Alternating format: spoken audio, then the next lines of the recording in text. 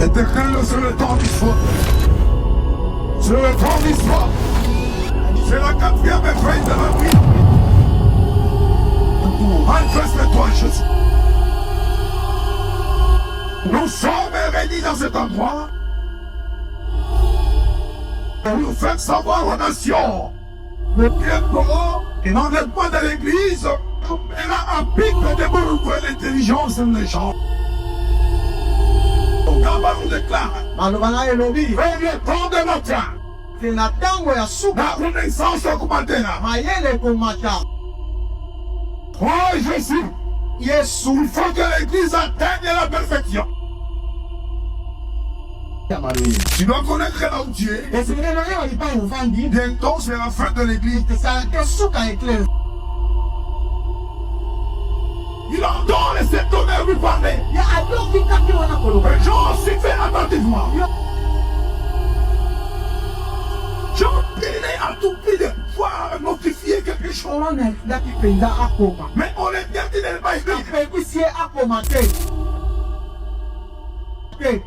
Quand nous parlons du tonnerre, nous faisons allusion à la pensée exprimée de Dieu. La voix c'est une réalité. La parole c'est une vérité. Est-ce que je peux avancer? Est-ce que je peux avancer?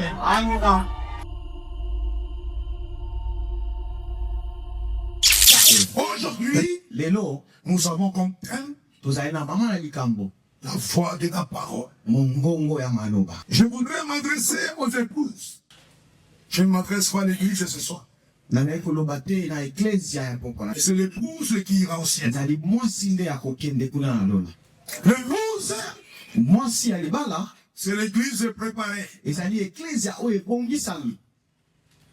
une grande différence entre l'église et l'épouse. Lorsque nous parlons de l'épouse, nous faisons allusion à l'église préparée. C'est difficile que les gens comprennent l'Apocalypse. Le miracle, c'est déjà révolu. Mais le seul miracle, c'est dans lequel ils ont vivre. Là, on nous parle de la clôture de l'église. Ce livre nous parle de la fin du séjour de l'église signateur. Tu dois connaître là où tu es. Bientôt c'est la fin de l'église signateur. Ici j'observe combien le propriétaire exclusif, le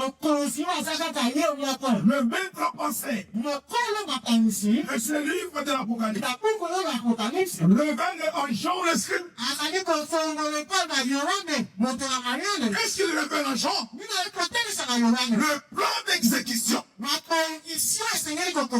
Ce livre de 1 Thessaloniciens 4, 16 à 17 nous renseigne trois signes qui vont devoir clôturer l'église. Le premier signe, c'est le signal donné. Le deuxième signe, c'est la voix de l'archange. Troisième signe, c'est le son de la trompe. Les deux autres signes ne nous trouverons jamais dans cet état. Mais le premier signe, c'est ce moment que nous sommes. Le temps est ici à donner. Les signes donnés, c'est l'étape de la préparation de l'église. Mais quand je parle de cet étonneur, c'est l'explication d'une personne. Il entend les étonneurs lui parler. Les gens s'y fait attentivement. Je tenais à tout prix de pouvoir notifier quelque chose. Mais on est bien qu'il n'est pas écrit. Quand nous parlons du tonnerre, nous faisons allusion à la pensée exprimée de Dieu. Or, la pensée exprimée de Dieu, c'est le message du temps qu'on met là. On interdit à Jean de ne pas écrire.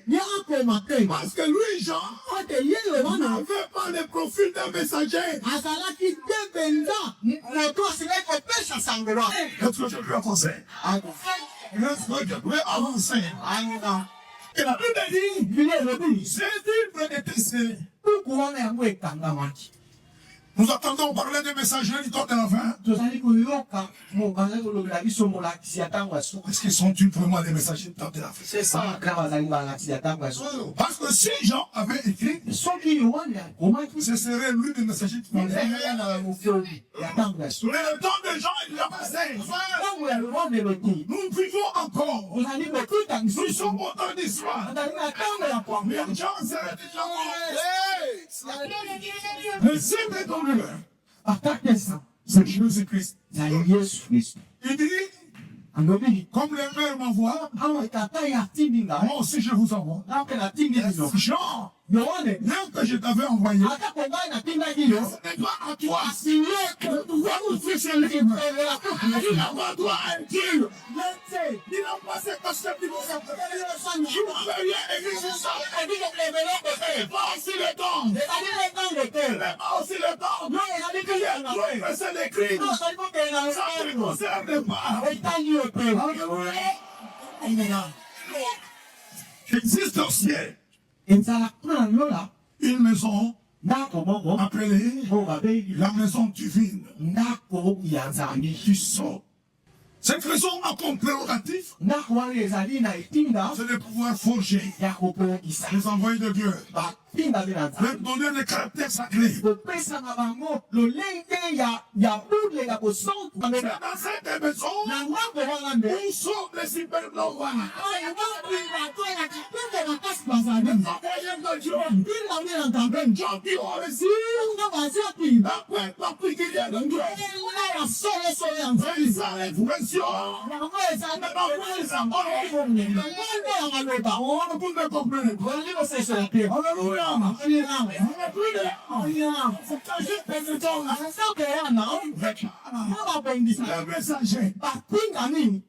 Amen. C'est Jésus-Christ qui est l'auteur de cette maison. C'est lui le saint étonnant.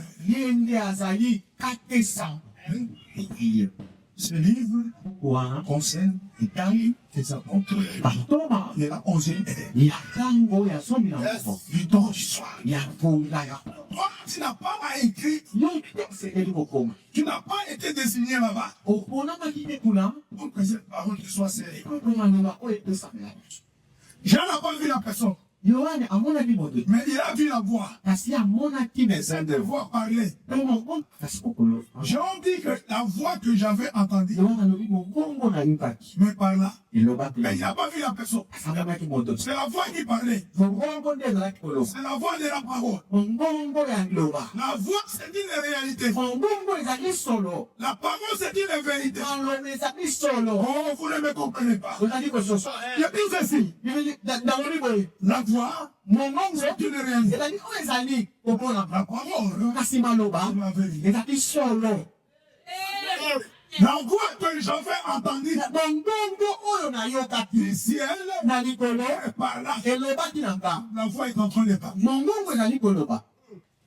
C'est par là qu'on parle de la paix particulière.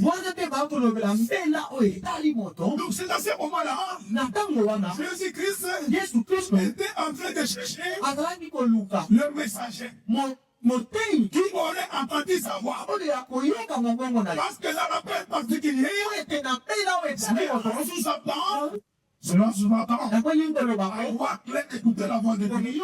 La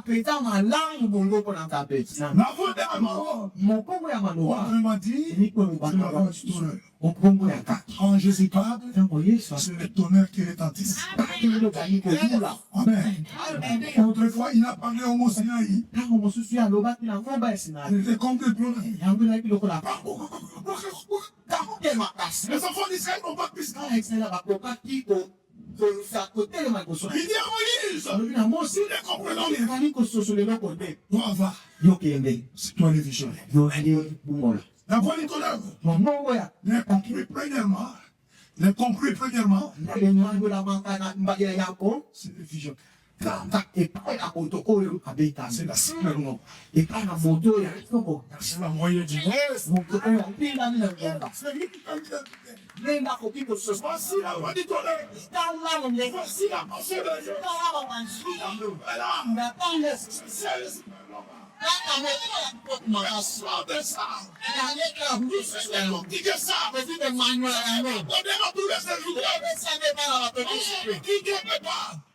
Quand vous ne dormez pas, les gens continueront. Surtout pécher dans les vendants. Les gens continueront. Pécher dans les restaurations. Ils continueront. Pécher. Gérer ses reins. Ce n'est pas ça. C'est déjà révolé. Des voix est accompagné d'un son. Lorsque tu crois à ces messages, c'est être accompagné d'un son. Si tu n'as pas les sons, tu l'as pensé. Que Dieu vous bénisse.